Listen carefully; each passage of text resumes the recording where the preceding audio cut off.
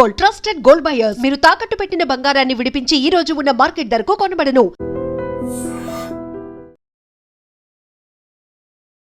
WhatsApp, Telegram, Facebook social media మాధ్యమాల ద్వారా మిమ్మల్ని అప్రోచ్ అవుతారు.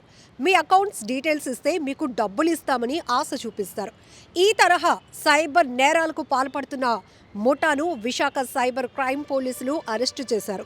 ఋషికొండలో రూమ్స్ తీసుకొని మరీ ఉంటూ వాళ్ళ కార్యకలాపాలు నిర్వహిస్తున్నటువంటి ఈ 7 సభ్యుల ముఠా బెంగళూరు, కూర్గ్, వెస్ట్ గోదావరి, అనంతపురం జిల్లాలకు చెందిన వాళ్ళు. వీరు విశాఖలో ఉంటున్నారు. రెంట్కి రూమ్లు తీసుకుంటున్నారు. ఆ తర్వాత వీళ్ళ పని ఏంటంటే ఫేక్ సిమ్ కార్డ్స్ తీసుకుంటారు. ఒకటే పనిగా అనేక గ్రూప్స్లో ఉన్నటువంటి వారిని, ఇండివిజువల్గా ఉన్న వారిని సోషల్ మీడియా ప్లాట్ఫామ్స్ ఏవైతే ఉన్నాయో ఇప్పుడు చెప్పానుగా, వాట్సాప్, ఫేస్బుక్, టెలిగ్రామ్ ద్వారా ఒక వల వేస్తారు. సో మీ అకౌంట్లు ఇస్తే మీరు ఇంకేం చేయవసరం లేదు, మీ అకౌంట్ డీటెయిల్స్ ఇస్తే చాలు, మేము మీకు డబ్బులు ఇస్తాము అంటారు. సో ఎవరైనా రెస్పాండ్ కాకపోతే సరే, రెస్పాండ్ అయ్యే ప్రయత్నం ఎవరైనా చేస్తే వారిని ఎలాగైనా ఒప్పిస్తారు.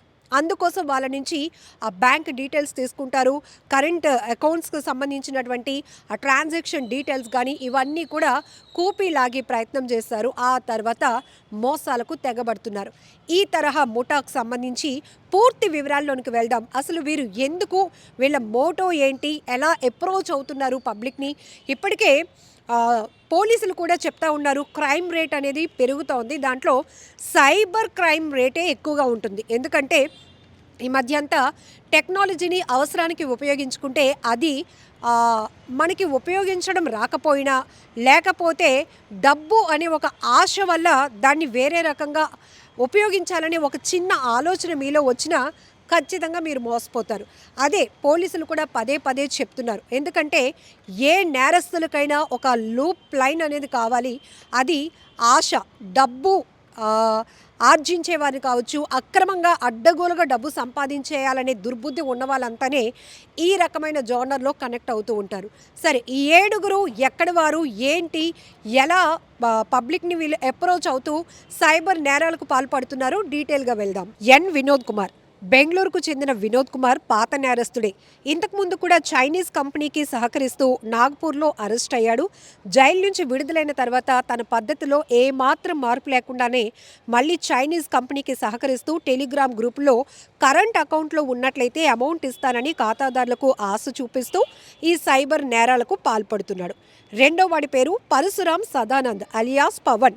ఇతను కూడా బెంగళూరుకు చెందినవాడే. సైబర్ నేరస్తులకు చెందినటువంటి టెలిగ్రామ్ గ్రూపుల్లో చాలా యాక్టివ్గా ఉంటాడు. ఎవరైనా టెలిగ్రామ్ గ్రూప్లో డబ్బులు అవసరం నిమిత్తం అకౌంట్ ఉంది అని చెప్పి రిప్లై ఇస్తే చాలు, వారిని ఇమీడియట్గా క్యాచ్ చేస్తాడు.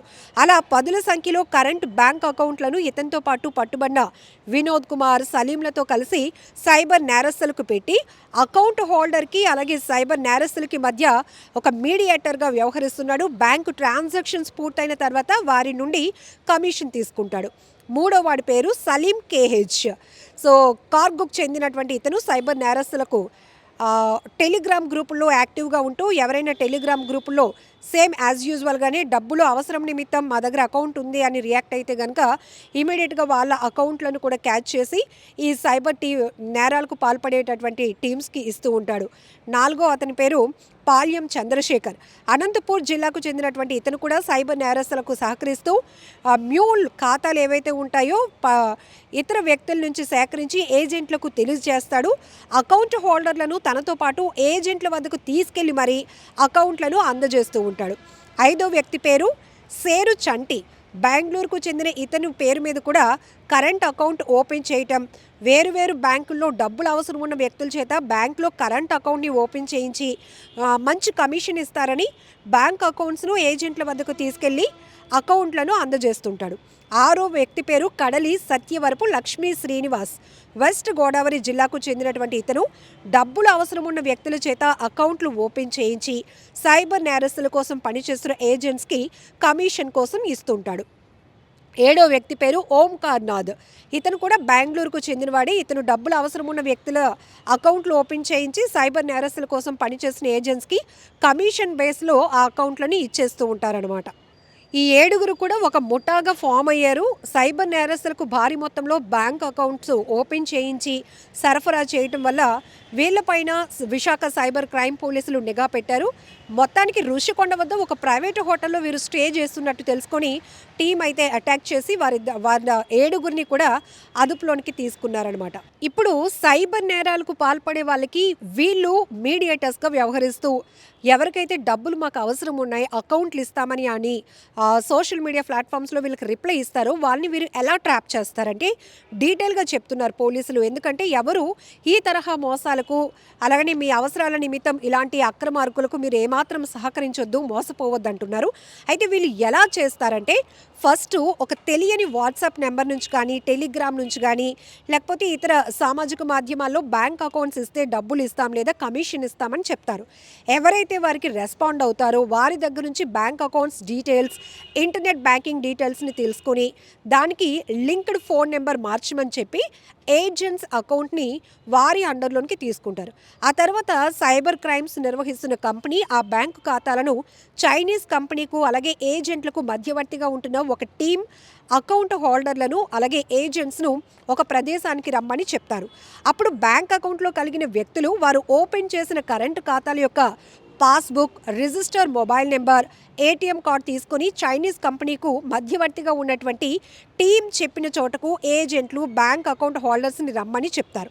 తర్వాత చైనీస్ కంపెనీకి మధ్యవర్తిగా ఉన్న టీం ఆ ప్రాంతంలో చైనీస్ కంపెనీకి పనిచేసే వేరొక టీంని ఏజెంట్లను కలవమని చెప్తారు. అక్కడికి వచ్చిన తర్వాత టెస్టింగ్ టీం ఏజెంట్ ఖాతాదారుల నుంచి అవసరమైన క్రెడెన్షియల్ను సేకరిస్తుంది. అయితే ఈ ప్రాసెస్లోనే ఖాతాదారుని మొబైల్ ఫోన్లో ఓటీపీ, ట్రాన్సాక్షన్ మెసేజ్లు స్కామర్లకు నేరుగా ఫార్వర్డ్ అయ్యే విధంగా ఏపీకే అప్లికేషన్ను ఇన్స్టాల్ చేస్తారు. సో ఖాతా యాక్టివ్గా ఉందా, మోసపూరిత లావాదేవీలకు అనుకూలంగా ఉందా అని పరిశీలించిన తర్వాత ఏజెంట్లు ఖాతాదారులు ఎక్కడికి వెళ్లకుండా ఒక రూమ్లో ఉంచేసి ఏపీకే ఫైల్ మెసేజ్ ఫార్వర్డింగ్ ద్వారా వారిచ్చిన బ్యాంక్ అకౌంట్స్ నందు ట్రాన్సాక్షన్స్లు సైబర్ నేరస్తులు వేరొక ప్రాంతం నుంచి జరుపుతారన్నమాట. మొత్తానికి సైబర్ మోసం లావాదేవీలు పూర్తి చేసిన తర్వాత స్కామర్లు ఖాతాదారుని అంటే అకౌంట్ హోల్డర్ మరియు ఏజెంట్లకు డబ్బిచ్చి తిరిగి పంపించేస్తారు. ఈ తరహాలో వీరు సైబర్ నేరాలకు పాల్పడుతున్నారు. And for more videos, Please subscribe to iDream. Please subscribe to iDream. Please subscribe iDream. And please subscribe to iDream. For more videos, subscribe to iDream. please like, share and subscribe to the channel. Congratulations, iDream. Subscribe to iDream. Subscribe to iDream. So subscribe to iDream Media.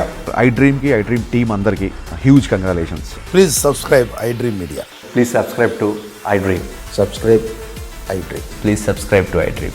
iDream అంటే నా కళల ఛానల్ను subscribe చేసుకున్న నోరు తిరుగుతలేదు, మీరైతే గంట గుర్తు కొట్టండి. For more such videos, please subscribe to iDream.